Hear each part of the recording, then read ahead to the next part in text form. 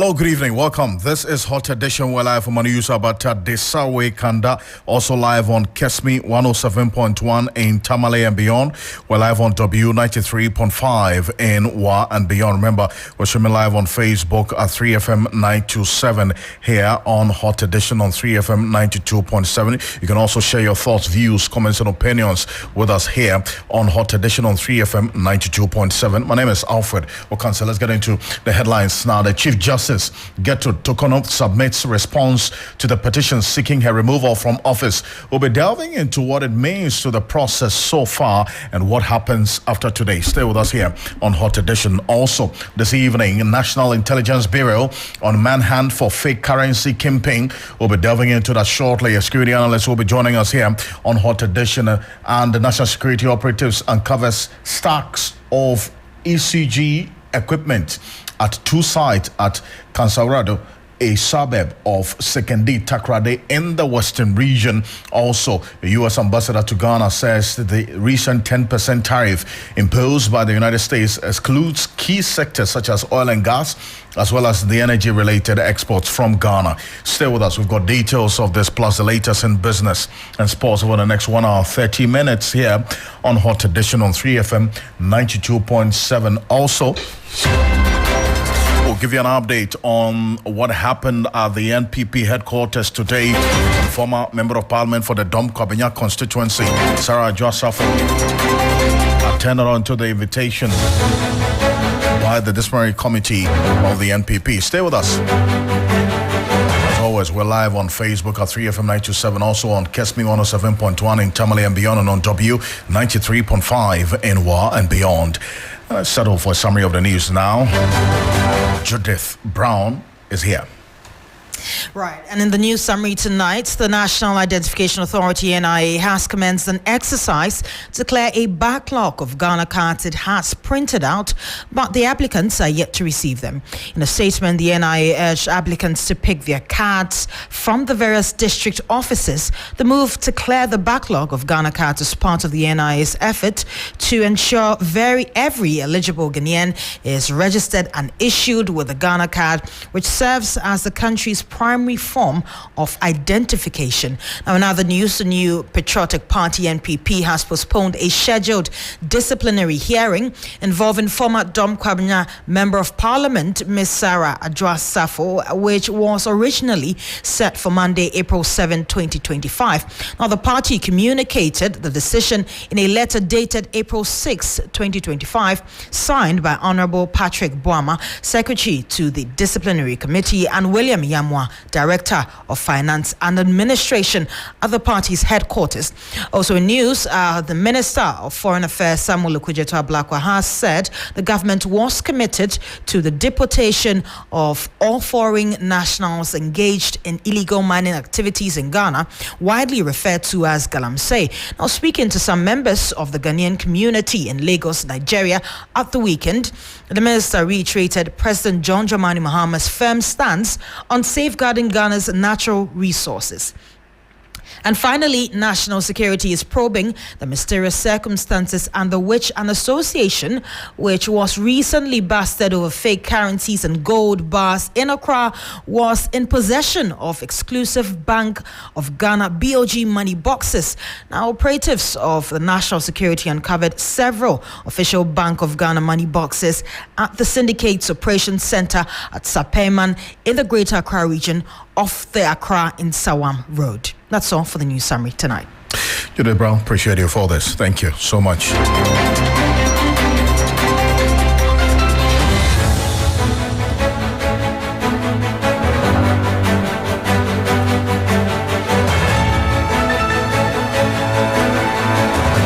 Oh, there's more news on 3news.com. Make some time and visit 3news.com. This is Hot Edition. We're live on Kesmi 107.1 in Tamale and beyond, and also on W93.5 in Wa and beyond. Let's get into the details of the stories now. And Chief Justice Gertrude Tokono has submitted her preliminary response to President John Dramani Mahama following petitions seeking her removal from office. We understand 3 of them as per the presidency's earlier communication. Now, this development comes as a 10-day window granted to her to respond to the petitions elapsed today, April 7. Now, the petitions were received by the president earlier last month and have triggered national attention, prompting legal and constitutional debates on the appropriate response and procedure for handling such matters. Justice Tokono, in a letter addressed to the president last week, had requested copies of the petitions and asked for at least 7 days to respond in line with the requirements of due process and fairness.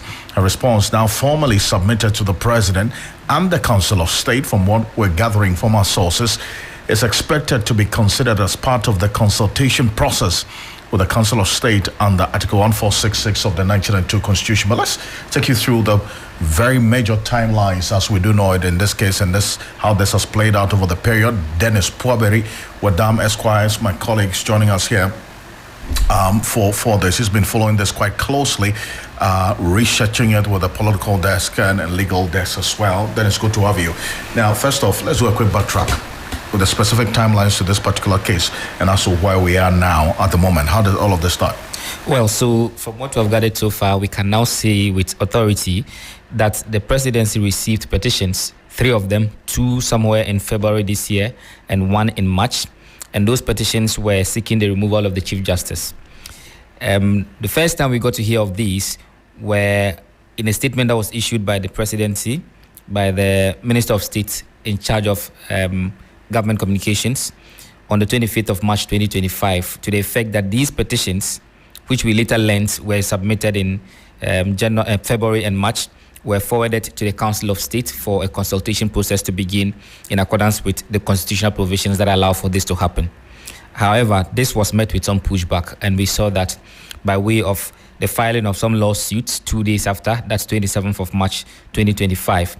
And these suits were to the effect that the Chief Justice ought to have given notice of these petitions and also an opportunity to respond to them before that consultation process between the President and the Council of State could progress. That is because this is not just a mere consultation. It is also this forum that will also determine whether or not a case has been made against the Chief Justice, for which a committee will be set up to investigate same, what is popularly called the prima facie case. So in that regard, the people who were of the view that the President, having failed to give the Chief Justice notice of these petitions and also giving her the opportunity to respond to same, had violated some constitutional provisions for which they want the Supreme Court to declare that action unconstitutional. That was the crux of 2 matters that had been put before the Supreme Court. One of them actually sought to restrain the President from progressing on that tangent until a determination was made. So there was an injunction application that was also filed, subsequent to the writ of summons that were also filed at the Supreme Court. Now, on that same day, the Chief Justice later in the evening writes officially to also seek that she be notified of the petitions and, of course, giving copies and also be given 7 days to respond. This was on the 27th of March 2025. We would later learn that on this same day that Chief Justice was writing to seek to get the petitions and also to respond, was also the same day the President, according to him, had also sought the view of the Council of State as to whether the Chief Justice should be given the opportunity and if she should be given 10 days to respond to it. According to information from the presidency, it was the same day that the presidency got feedback from the Council of State, which had given the green light for the presidency to give the Chief Justice that opportunity. Right. So accordingly, the following day, which is 28th, the presidency writes to the Chief Justice, if giving her the petitions and also giving her 10 days. Mind you, she had requested for 7 days. Yes. But the presidency gave her 10 days to respond to these particular petitions. While at this, mind you, the cases are still pending, and these cases are in respect of the constitutionality or otherwise of the President proceeding to have the Council of State in a consultation without, at the time, was without notice to the Chief Justice or giving her the opportunity to respond. But now, as it stands now, even though the case is still pending, now the Chief Justice has been notified of the petition. She's been given the opportunity to respond. She has indeed, as we have gathered, responded to those petitions now, or she has made her input. So the consultation process will also begin. But the question that now hangs or remains unanswered is whether or not these suits before the court are still relevant, for which they'll be heard on Wednesday, which is the 9th of April. That's your birthday, if I'm not mistaken. Yes, so indeed. Yes, we'll look out for that to see whether the Supreme Court will still sit on this matter and what the determination will be. But mind you, what is happening on the 9th is a matter of injunction. Because like I did indicate, the plaintiffs in this particular matter said, let's put the process on hold. Let the Supreme Court make a determination before we get back to it. As to whether it will still be relevant or not, that will be for the courts to decide on Wednesday. So essentially, this is where we came from and this is where we are. The outlook is that we are looking forward to Wednesday to see how things will play out. Fantastic detail there. Dennis, appreciate you as always. And summarizing it all up for us to understand every step of the way how things have played out. Dennis Barbero, Esquire is my colleague here, and also on the political and legal desk as research also with us on this. But let's stay a bit further on this matter. And lawyer Martin Pebo is joining us on the telephone. He's private legal practitioner. Counsel, good evening. Thank you so much for joining us here on Hot Edition. You're welcome, Mr. Ocansey. Perfect. Now, so after this news of the Chief Justice submitting her response to the president following these 3 petitions seeking her removal, what next after today? Yeah, so it means that now the president would be able to go into the matter, that's to determine if the allegations are serious enough and there is a bit of evidence, until a bit, so that's to say that it doesn't have to be all the evidence at this stage. Because remember, it is a paper, so you can't. There is a limit to how much evidence you can put into writing. Some of it you have to bring physically, pictures, audio, video, etc. Right? So at this stage, the president is supposed to look at the petition, look at the answer, that's the Chief Justice response, then seek the advice of the Council of State and come to a determination. But usually when we say prima facie, we should understand that it's a complex way to explain, but speaking it simply, that's why I said a bit of the evidence, but it shouldn't be so low that anybody can just make any allegation and it will pass through. But what also should be clear is that the petition should not, it's not possible for it to prove the case 100%. You see, so let's say, if in the petition, maybe the petitioner is alleging, that he saw Mr. Ocansey is CJ, and the petition is against Mr. Ocansey. Then he said that he saw Mr. Ocansey and Dennis Kwaduri having tete-a-tete right after a case in which Dennis Kwaduri is plaintiff and let's say Beatrice is defendant in the Supreme Court. I may leave out appellant to those things, but let's just say that Dennis Kwaduri and Beatrice are parties in the case before the Supreme Court, and Ocansey is Chief Justice. And afterwards, saw Dennis Kwaduri and Chief Justice having dinner and so many other things. He has eyewitnesses, etc. At the prima facie determination case, you can't ordinarily, you would say he should bring all his witnesses to come and do prima facie. No. But he says he will present so and so witnesses, etc.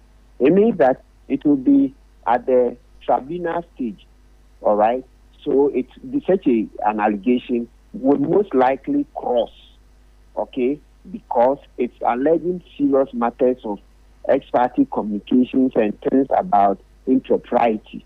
So the point I was making is that you can't put the evidence, the witnesses. You've stated that you will call them at the appropriate stage. So the prima facie determination, your case cannot be thrown out because there is no forum for you to bring the witnesses to the prima facie.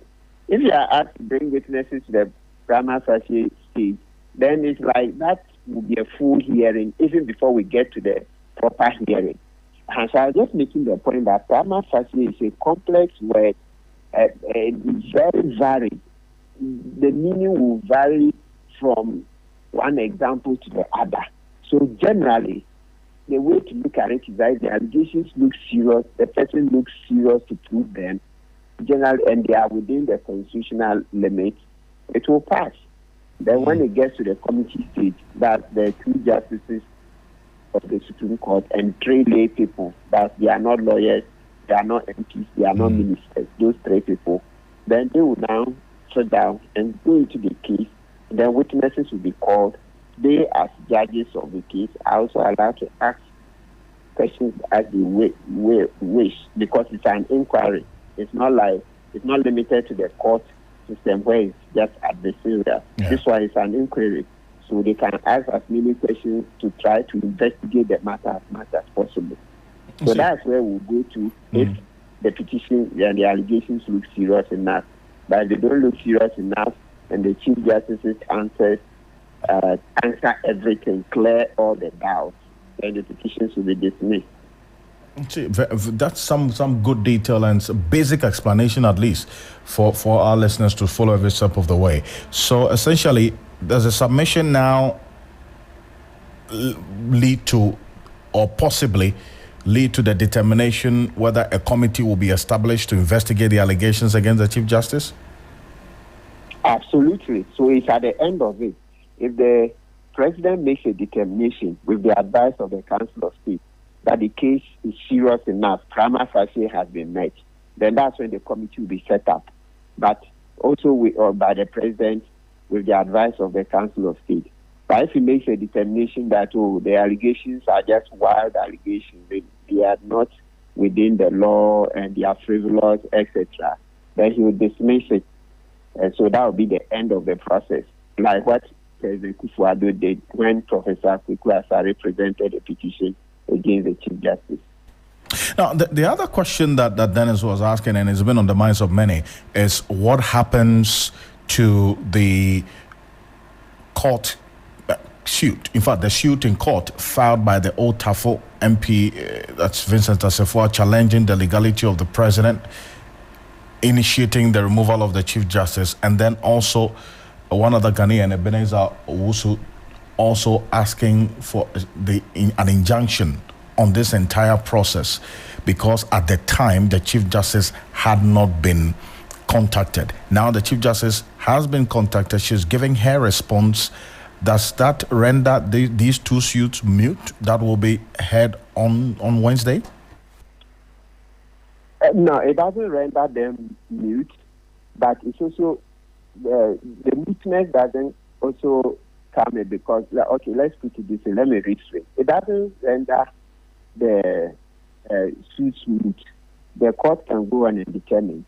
But the Supreme Court is very clear that they don't likely injunct a public officer.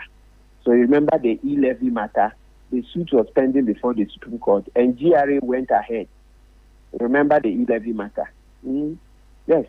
The suit was pending in the Supreme Court, and the GRA went ahead with the implementation because it was clear to us that we said, hey, no.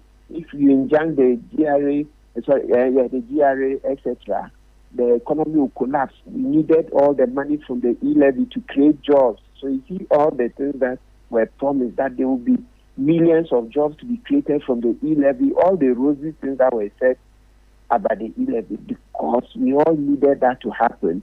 It was clear that a lawsuit to stop this will cause too much trouble. That's just one example. There are many other ones. So because of this, that when it comes to a public officer, some, not everyone, there are a certain class generally that if you stop them, the public will suffer too much. There will be irreparable harm. Generally, the Supreme Court doesn't stop them, so they continue with their actions even when the matter is pending. So more or less, that's the court makes an exception. Okay, that's why they say to every rule there's an exception.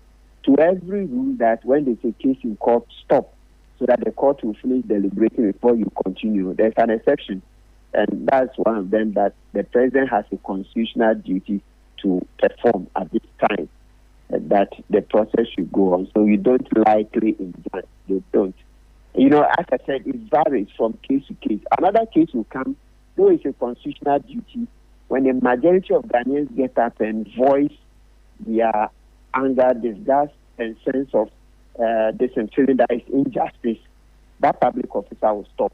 So a lot of these things is the public, the participation of the public, the posture of the citizens also helps. When many people are very angry about it and they think the president should stop, he will stop. But where there isn't enough behind, like a critical mass of people asking the president to stop, generally it would continue unless he himself just says, listen, I'm just stopping. Sometimes they do. You remember when Professor Tuku Asari sued that he didn't want the constitutional review process to go on, after they were done, and they said, while the case was pending, while they were trying to do the constitutional review, and then he went to court. That's the implementation stage. So he went to court. So President Mahama had to stop the implementation.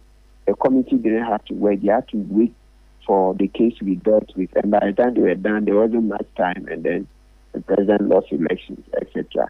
So sometimes the president can stop, but other times, depending on the circumstances, they will continue. So we take it on a case-by-case basis. Thank you for this detail, and we'll see how Wednesday plays out. And after getting to know today that the Chief Justice has responded to these petitions, we'll see the next stage that this whole process will take. I thank you so much, Counsel, for your time. You're welcome. Martin Pebo is private legal practitioner, joining us with his thoughts on this. So live here on Hot Edition on 3FM 92.7, also on Kesmi 107.1 in Tamale, and on W93.5 in Y and beyond. The national security operatives are tracking a kingpin behind a sophisticated counterfeiting syndicate. We'll get into that shortly, but let's go back to the courts, because the Attorney General's office is reviewing the case of the murder suspect Gregory Afoko to decide whether or not to continue the prosecution, despite being tagged a prime suspect in the murder of former Upper East Regional Chair of the NPP. The state has been unable to secure his conviction, with the last trial ending with a hung jury. Here's a report by Lord Idwasari.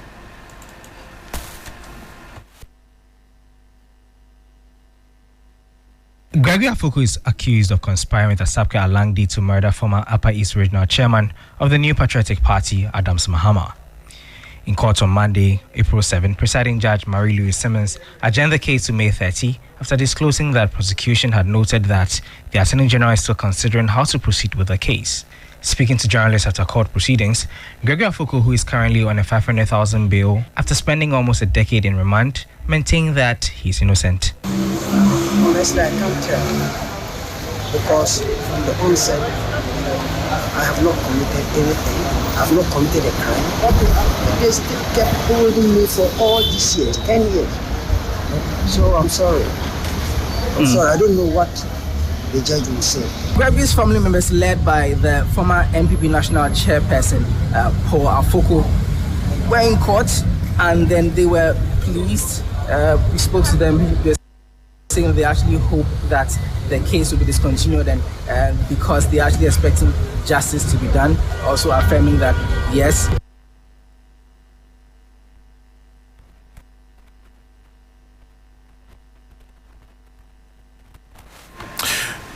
We'll get details of that and some reactions shortly here on Hot Edition on 3FM 92.7. We're also on Kesmi 107.1 in Tamale and beyond. We're live on W93.5 in Y and beyond. Give us your thoughts, views, comments and opinions on the issues that we've been talking about so far, and read out to you and to the rest of the world. We're also live at 3FM 927 and also on Kesmi 107.1 in Tamale and on W93.5 in Y and beyond. Your thoughts, views, comments and opinions are welcome, and we'll share it with the rest of the world here on Hot Edition on 3FM 92.7. Let's go into some other stories where on the matters of national security, we'll come back to that shortly here on Hot Edition. The roads minister has impounded trucks on the fast deteriorating Takwa Agona Nkwanta road for altering their axles. The 95 million euro road project, which was completed less than a year ago, has seen significant portions of the asphalted road destroyed. Contractors have blamed the deteriorating nature of the road on illegal activities of drivers, forcing the minister, Governs Kwame Abuja, to undertake an operation on the road. Several trucks were arrested by the minister for overload after the axle weighing booths captured them overweight. Here's an interaction that my colleague Komla Kluche had with the minister, who also then got some of the drivers arrested. Oh, yeah, Azo saying. And Nazo. Now, Ebanu says as be stroke. Wait here, Emrano. Never police for achieve says here. Want to me call. Him say Wayne Bridge or GHA Bridge or front of. Okay, we the young Wayne Bridge. Two of his axles are up, meaning it's a 7-axle track, which is supposed to weigh 70 tons. So an excess of 20.94 tons. When we met him on the road, 2 of the axles were up. So it means that he was using 7 axles instead of the 9 axles. So his crime is that, yes, the car is a 9-axle track, but on the road he was deploying only 7.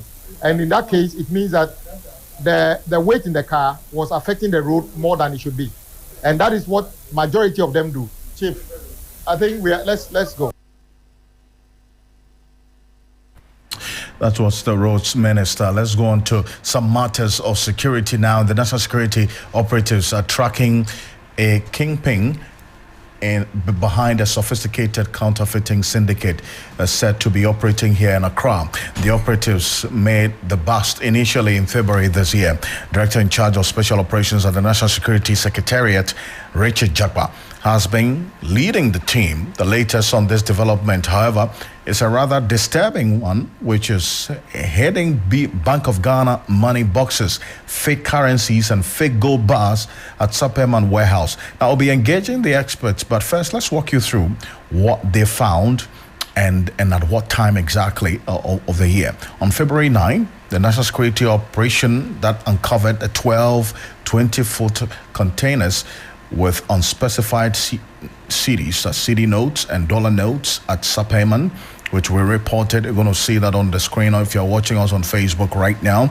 On March 5, the National Intelligence Bureau seized a vehicle loaded with about 120 slabs of cocaine with a street value of $150 million on the Cape Coast Road en route to the Greater Accra region.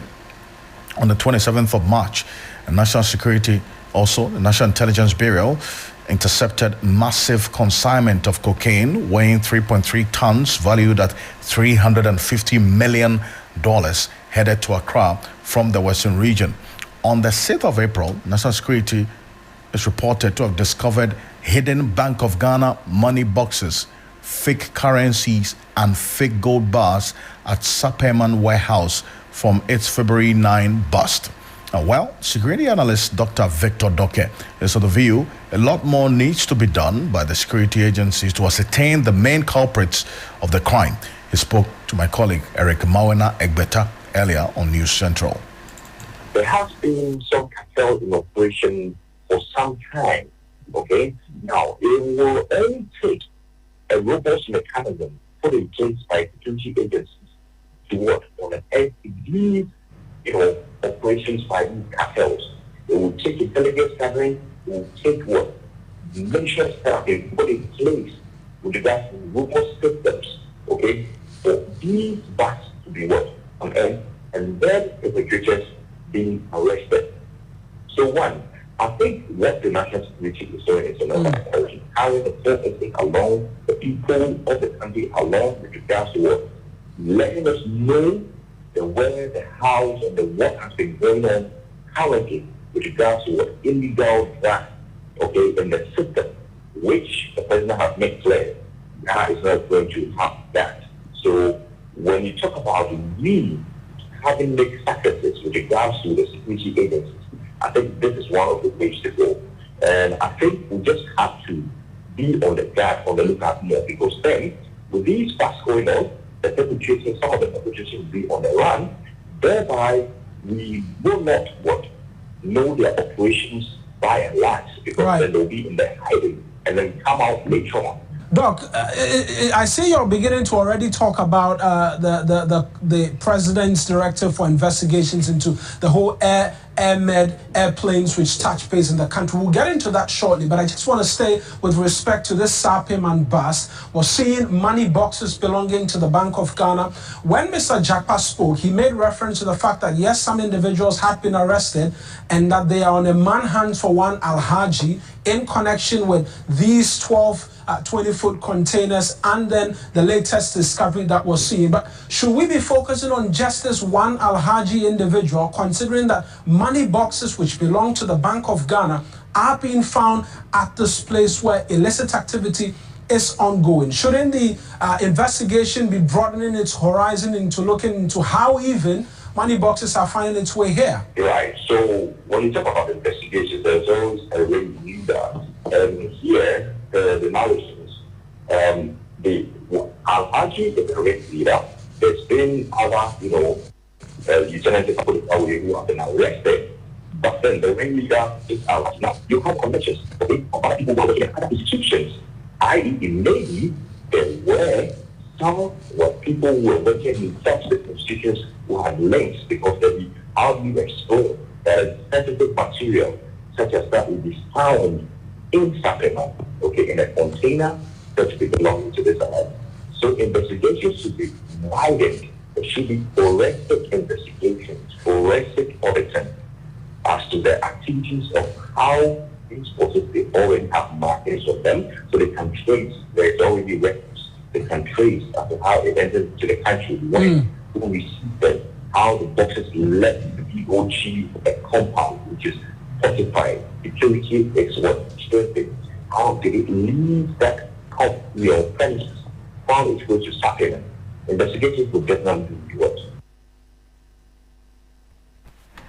As Dr. Victor Doke is a security analyst, a lecturer at the Kofena International Peacekeeping Training Center. Still on matters of security and national security operatives. This evening, we're hearing in the Western region have uncovered stacks of ECG, that's Electricity Company of Ghana equipment, at two sites at Kansarado, a suburb of Sekondi Takrade in the Western region.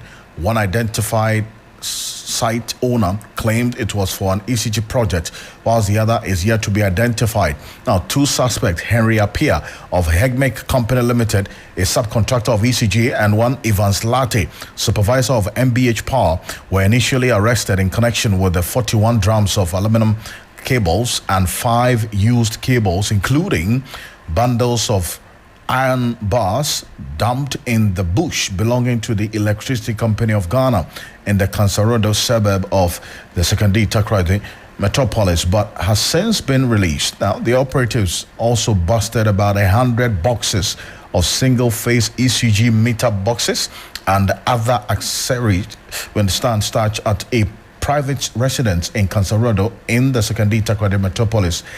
Hashim Tanko Nuhu is a national security operative. He's been speaking to the media earlier today. Instructions from our bosses. We asked to go around because we have intel that some of these items found their way into Western region. So we were asked to go around to check. So we also sent some of our boys around. We called one or two guys around sitting facilities. We got information. We got intel that some of these items were stocked here. So we got the information yesterday. We did the necessary background checks, and then we came here to come and check it with the media. Are your checks in variance with what you've uncovered? Not at least. What our intel told us is exactly what we found here. So we are on the same wavelength with it. We've observed quite an altercation between you and the contractor, MBH, and the subcontractor as well. You see, these stock here are different from those that we uncovered in that private residence. That one has been owned up by a contractor. The only problem we have with him is how those items got into his private residence. And then secondly, some of what he told us are not what actually there is we found today. So we are in the formative period of the investigation, and as and when we are done, we'll let the media know. Do you intend to confiscate what we have here? That's exactly what we are doing. That is the instructions coming. We are going to liaise with the police, bring them here, and then use their van or they call this machine they use to pick the items. So how far are you going with this investigation, particularly with the one on the private residence? Our national regional security national coordinator is going to call Accra immediately. He will take the instructions from Accra. At least we'll call UCG to the table and we'll discuss, because as at now, nobody has owned up for this. We spoke to the residents around.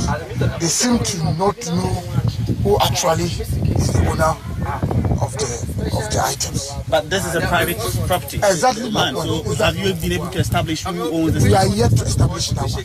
We are yet to establish, but then at least nobody did. But that we've spoken to some of the residents around. We cannot disclose it to you now. But then we are in the process of finding out who exactly owns the land. It could be that the landowner is not the same person who owns the item.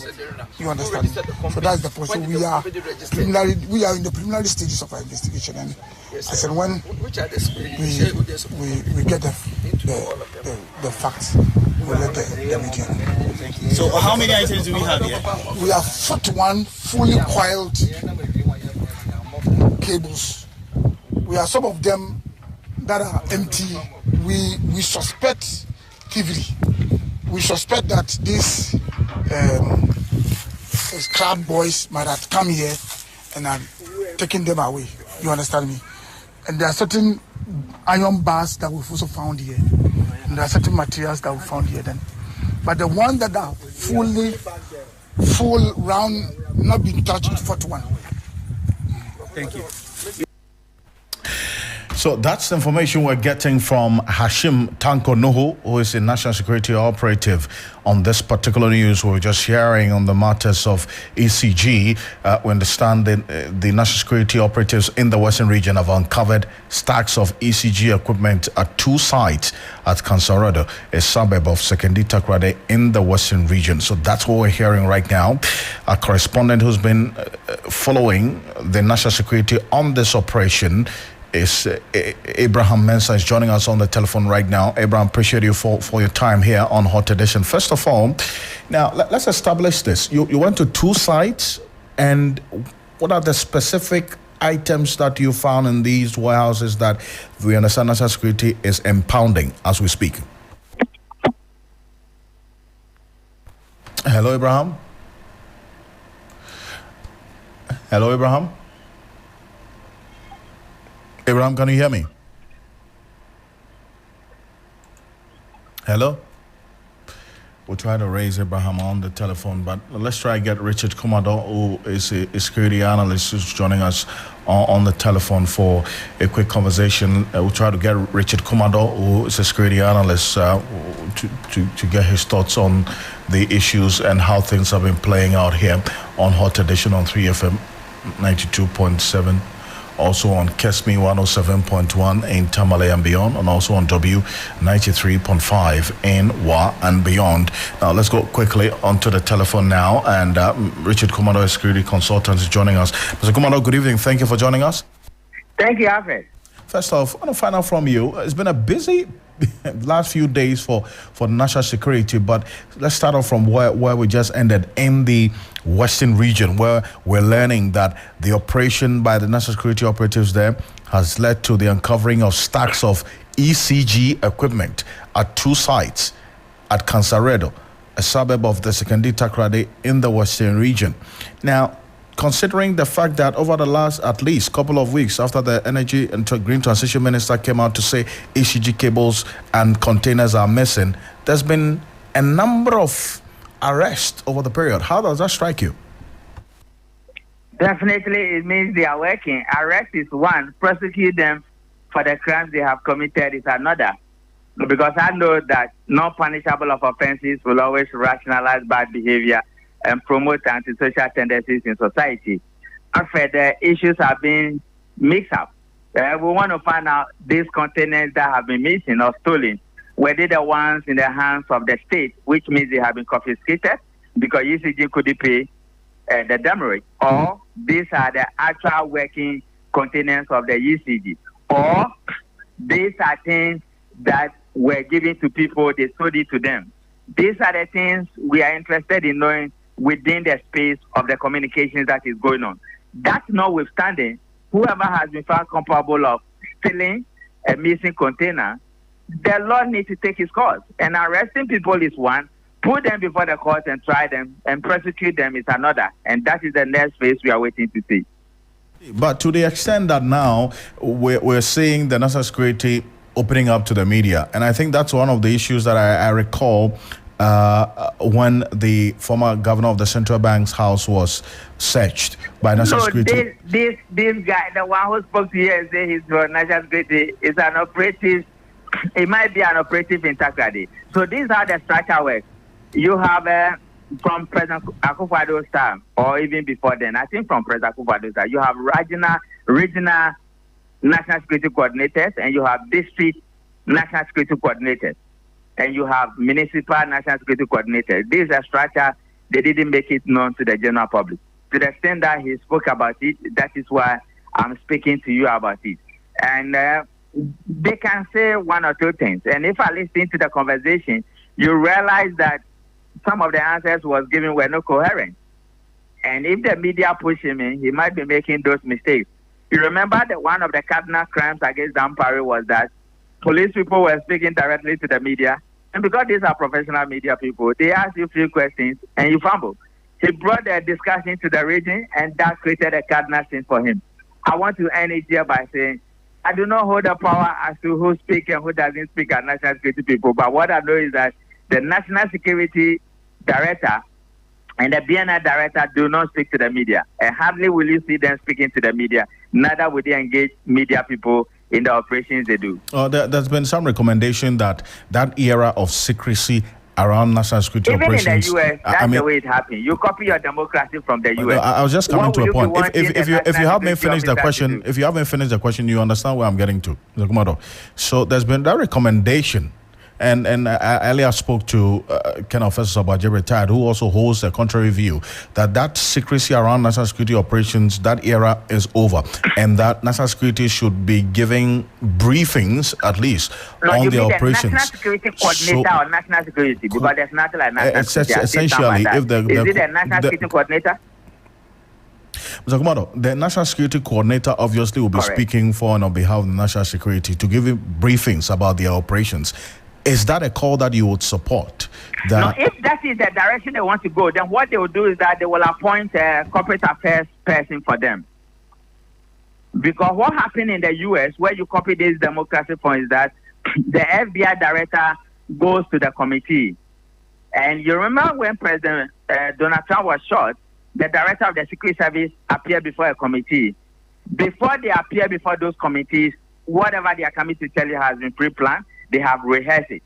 If my uncle Felix believes that the National Security Coordinator should be speaking, then what they will do is that they will appoint public affairs or corporate affairs person for them. Because when you go there, they have director of legal, but they don't have director of corporate affairs.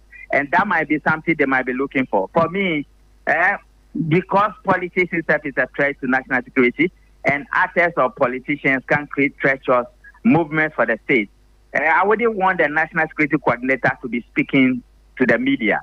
And if they will do it, it should be in camera.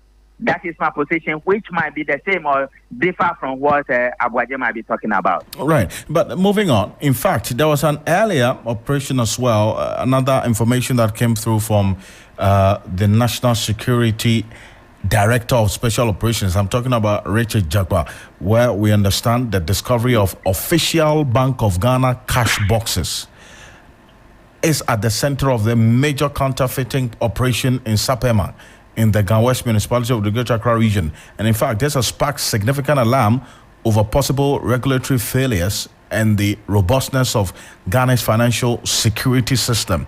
How concerning is this from where you sit? What they have not said is whether this particular one is linked to the gold bust they did the last time. If they are the same, then the dynamics is different. If they are not the same, then the dynamics is different. If they are not the same, then which means that they have a tip-off and they went in for this particular area and they find those bags. If they are the same, then they left out from where they pick it from the last time. No matter what it takes, I understand they brought in from Daktar's voice, they brought in some people from Bank of Ghana and they confirmed those are their boxes. What the boxes are doing there and why they are there, we might want to find out from Bank of Ghana, those particularly officers responsible for movement of monies and money boxes, and why that particular place become a place of interest. Other than that, if fraud is what occurs, then perpetrators will have to face the rigors of the law. I do thank you for your thoughts on this. And thank you, Alfred. God bless you. Indeed, and bless you too. That's Richard Commodore, is a security analyst, sharing his thoughts on this. But let's go back to the Western region, where a man is following the national security operatives there every step of the way. Abraham Mensah. Abraham, unfortunately, we lost Abraham on the telephone. We'll try to raise him back and have a conversation with him on the happenings in the Western region, specifically with the national security operatives in the region. We understand have uncovered stacks of ECG equipment at two sites at Kansaredo, a suburb of Sekondi Takoradi in the Western region. One identified site owner claimed it was for an ECG project, whilst the other is yet to be identified. From what we're hearing, two suspects, Henry Appiah of Hegmic Company Limited, a subcontractor of ECG, and Evans Lati, supervisor of MBH Power, were initially arrested in connection with the 41 drums of the cables, aluminum cables, belonging to the ECG. Abraham is back on the telephone. Abraham, so tell us, these two persons who are arrested, you understand one of them has been released. How about the other person? Good evening. Actually, the two have been released. Initially, they were causing a bit of a nuisance at the Regional Coordinating Council. And based on some consultations the National Security Operatives had, they were to release those officers of the two companies as they continue their investigations at the head office with ECG. I see. Now, we understand these persons said these cables were for an ECG project.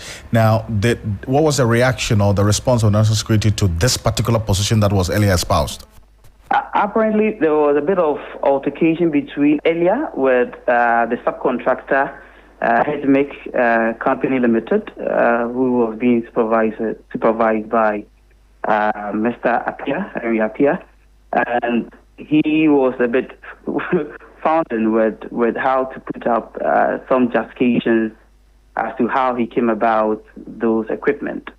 Until he got a bit of a rescue from his boss or the main contractor, MBH Power.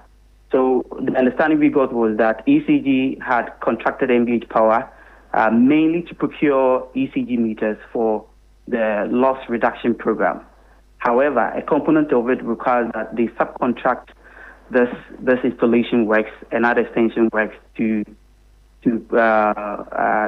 residents within the Sekondi Takoradi and even parts of Dabuase under the program. So they engaged Hegmic to undertake that project.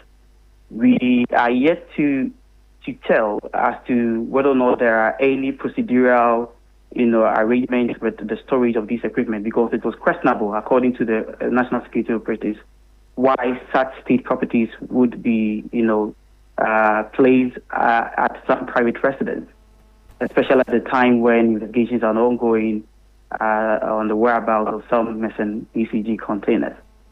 So as it stands now, Mr. Latte provided quite some documentation, mainly a way bills as to they being in possession of some electrical equipment. We couldn't make time to visit their warehouse, which they claim to have quite a number of these equipment. But we understand the national security operatives will pursue this matter to its conclusion. However, our sources at the ECG confirmed that there is a contractual arrangement with MBH. They did not say as to whether or not those items we found were truly some consignment they had released to MBH for those work.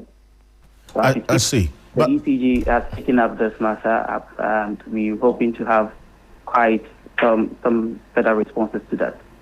But we're seeing videos. If you go on our Facebook page right now, we're showing videos of some of these ECG cables that were seen in a bushy area. Now, Abraham, explain this to us. This video of the ECG cables in this bushy area that you, together with the national security operatives, identified today. What were the cables doing there? So there were two sides. The one in the bush, the national security operatives couldn't tell who brought them there and who even owns that parcel of land. So basically, from the look of things, it's been there for a couple of weeks, maybe months. And there were 41 4-coil drums of electrical cables, including aluminum and then fiber. And then there are others that had been used up. And even from where it's been placed is exposed to theft. So that is one sector of the investigation. The other sector has to do with some 6-7 drums, which were found at the private residence of a brother, as he claims, of the HMIC Company Limited Supervisors residence.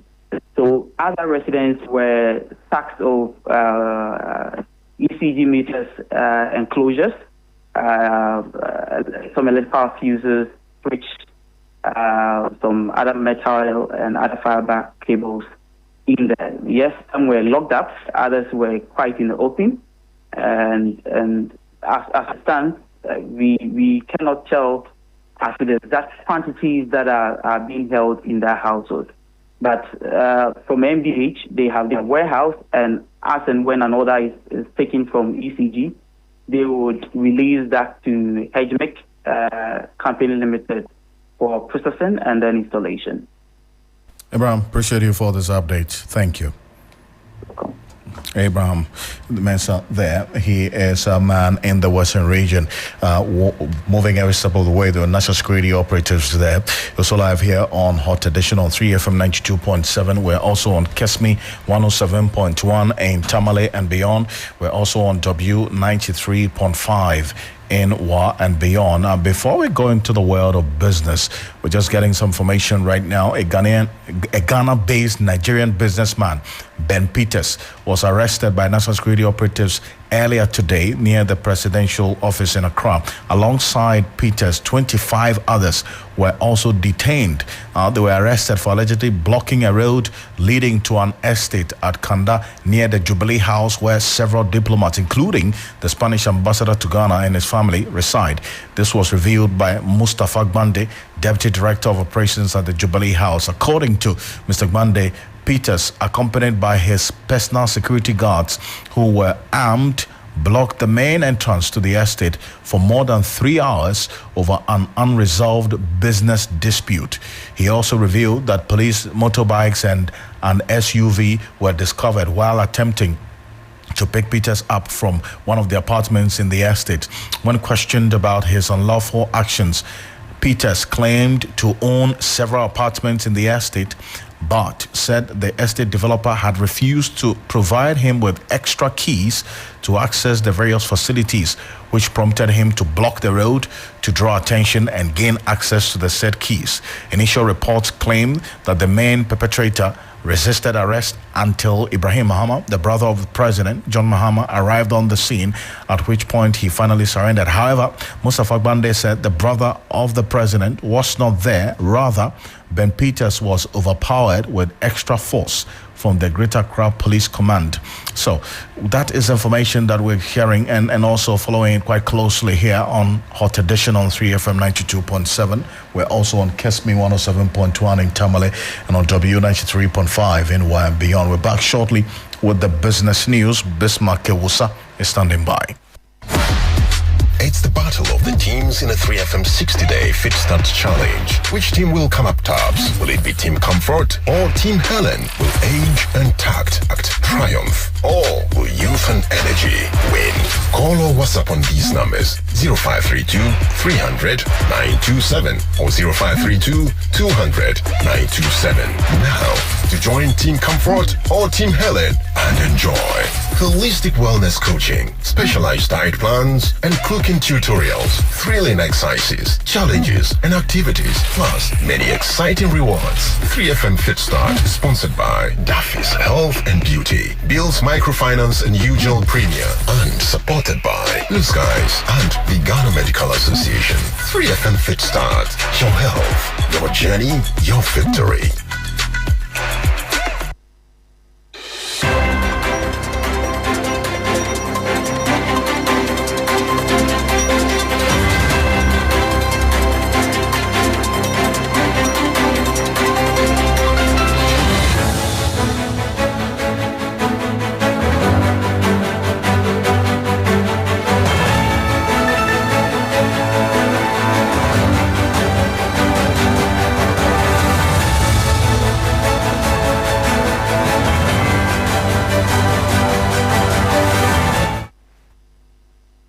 Hello, good evening, and welcome to the business segment on Hot Edition with me, Bismarck Ausa. Coming up tonight, government pushes for cocoa and garment exemptions over fears of job losses as US 10% reciprocal tariff hits Ghanaian exports under African Growth and Opportunity Act (AGWA).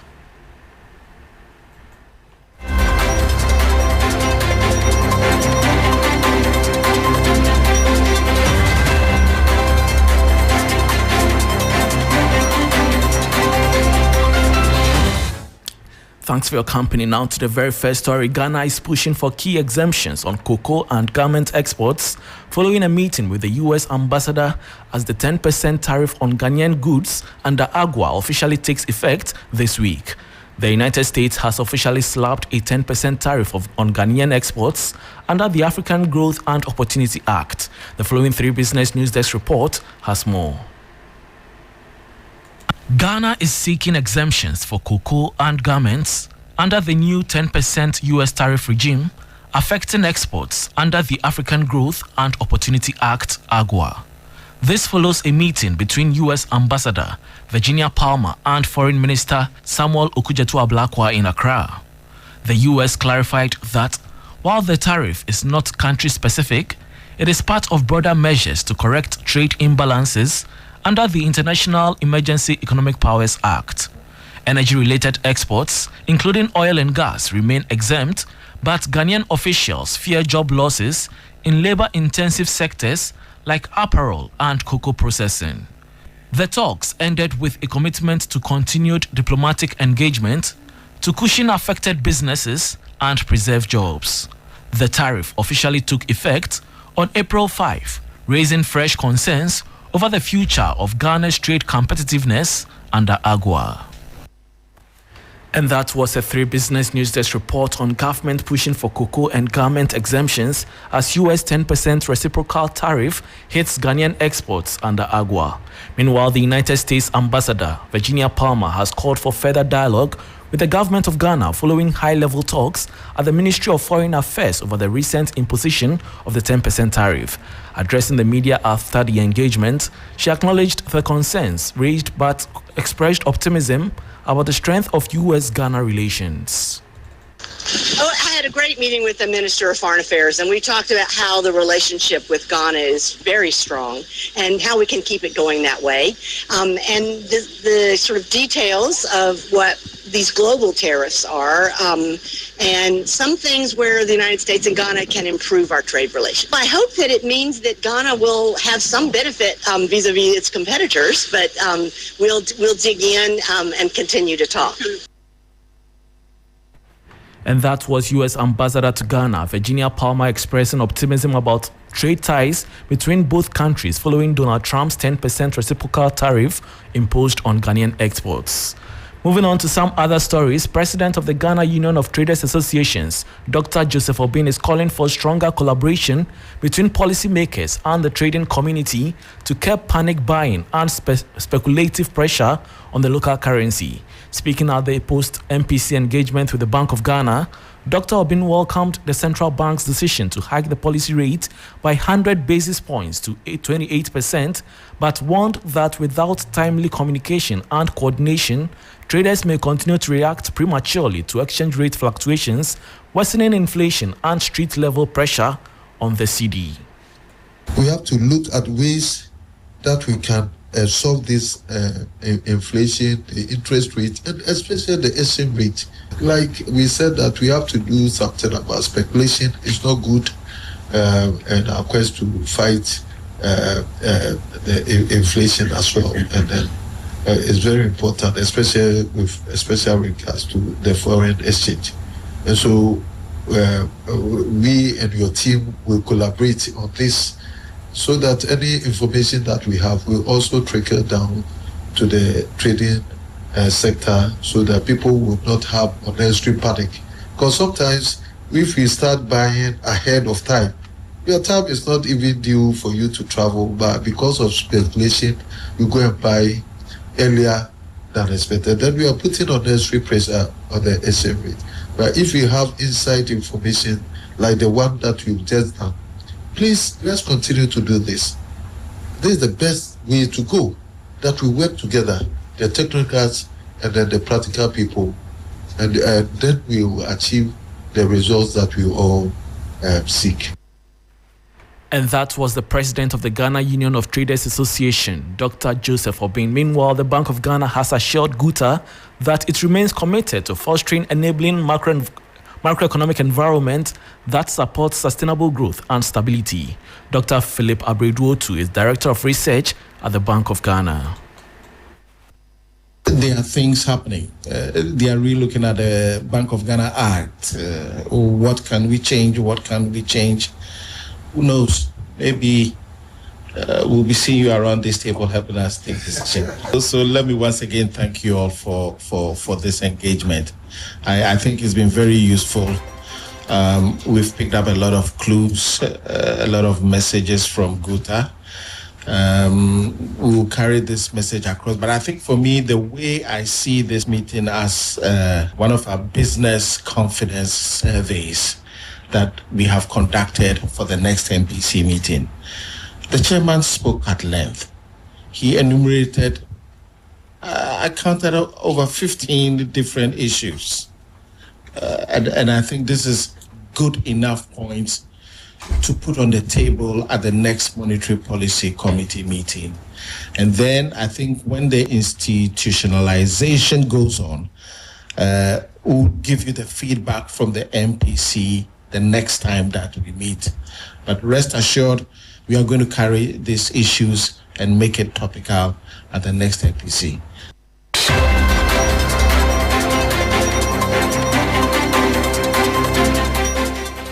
And that was Director of Research at the Bank of Ghana, Dr. Philip Abreduotu, ending the business segment on Hot Edition with me, Bismarck Ausa. For more business stories, please check out our website, 3news.com. Thanks for your company.